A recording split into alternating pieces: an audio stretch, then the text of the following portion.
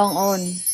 អត់រំលឹកខ្លួនឯងនេះកំពុងតែល្បី viral អស់នេះក៏ប៉ិតល្បីនៅកូរ៉េតាំង2024ចុងឆ្នាំមកតែមកដល់2025និង2026នេះកាន់តែល្បីផ្ទុះដោយសារអីផលបានផលគឺ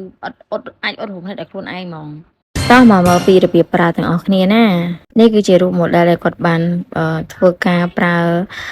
អត់រំលឹកដល់ខ្លួនឯងក្នុងប្រអប់គេហ្នឹងគឺ packaging លយមែនតើគឺគេមានជាមួយនឹងជ័រ silicone ហ្នឹងមួយគេមាន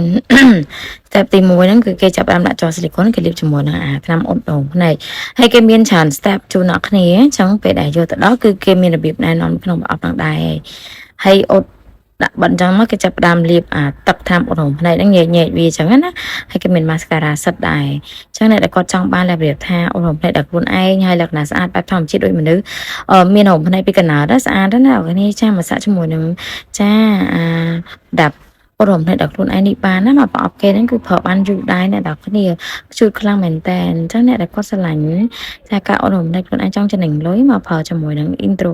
2នេះបានអរគុណច្រើន